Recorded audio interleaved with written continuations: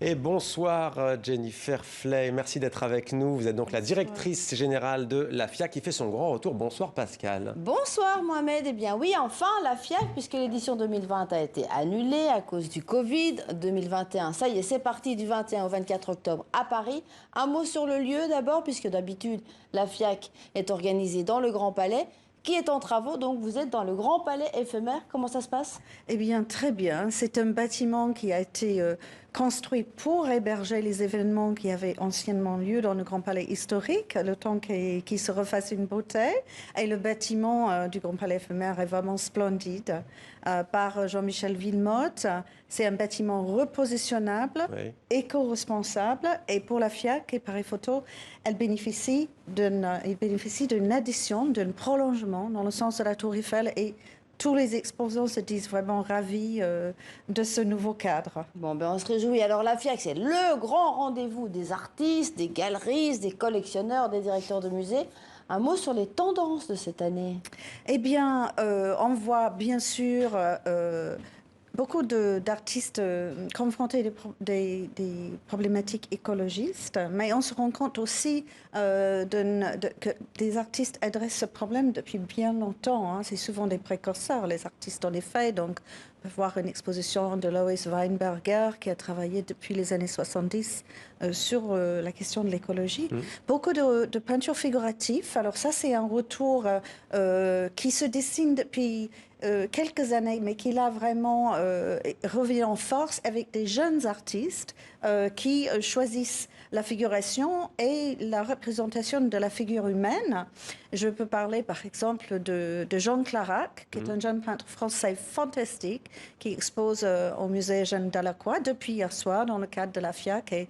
Et ces tableaux sont extraordinairement fascinants par la précision de la technique. Alors ça ne se passe pas qu'à l'intérieur, hein. On a des créations en plein air. Est-ce que vous pouvez nous parler notamment de cette œuvre qui a été érigée place Vendôme? Elle est monumentale, hein, 18 tonnes, 17 mètres de long, 9 mètres de haut, 6 mètres 50 de large. C'est signé d'Alexander Calder, l'artiste américain. C'est quoi l'idée? C'est peut-être démocratiser, c'est peut-être un bien grand mot, mais d'ouvrir un peu plus cette FIAC aux spectateurs? Bien sûr. La FIAC, depuis 2006, a un programme très conséquent hors les murs. On la voit cette œuvre. Hein. Oui, magnifique Alexander Calder de 74 qui s'appelle Flying Dragon. En fait, pour moi, c'est comme un libellule. Dragon volant, mais un peu comme un libellule. Très, très lourd, comme vous avez dit, mais posé sur la place Vendôme.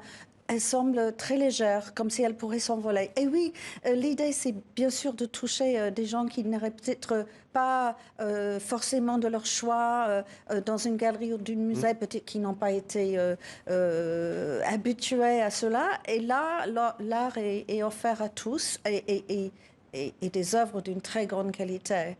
Il y a également 24 artistes qui montent dans le Jardin des Tuileries, une trentaine de pièces. Alors justement, le Jardin des Tuileries, on va le voir, il y a également des œuvres qui sont exposées. Alors les galeries restent majoritairement européennes, américaines, asiatiques. Il y a une galerie africaine, 3 galeries moyen-orientales. Comment ça se fait? Eh bien, c'est vrai que le commerce de l'art s'est dessiné en Europe, en fait, depuis très longtemps, hein, depuis des centaines d'années. Depuis des centaines d'années, depuis la Renaissance, en tout cas, on voit très précisément comme des œuvres d'art ont changé de main. La tradition des galeries a plus d'une centaine d'années d'histoire en Europe, mais en Afrique, l'art ou les créations changer de main différemment. Il y a des galeries en Afrique. Cécile Fakouri qui ouvre jeudi à Paris, a une galerie à Dakar. C'est la seule. Galerie. Oui, c'est la seule, Abidjan. Mais il y a des artistes qui se rapprochent des galeries. Et il y a des artistes. Heureusement. Beaucoup d'artistes. Des artistes africains. Beaucoup d'artistes africains qui sont présents à la FIAC depuis assez longtemps, dans des galeries européennes, c'est vrai, européennes ou des États-Unis. Je pense tout de suite à Pascal Martin Taillou, au Barthélemy Togo, par exemple. Mais il y a des galeries installées ici comme Iman Fares, qui est aussi très solidement ancré au Sénégal pour des raisons familiales et qui fait un travail extraordinaire pour des artistes du continent africain et du Moyen-Orient. Je pense à Emeka Ogba, Yanis Ramoun. Ali Chéri aussi. Oui, Ali Chéri, absolument. Notamment. On peut aussi bien sûr penser à André Magnan qui a fait un travail considérable pour la reconnaissance l'exposition d'artistes africains en France et dans le monde depuis une trentaine d'années. C'est André via, dans un premier temps, Magicien de la Terre, qui était l'exposition formidable du début des années 90.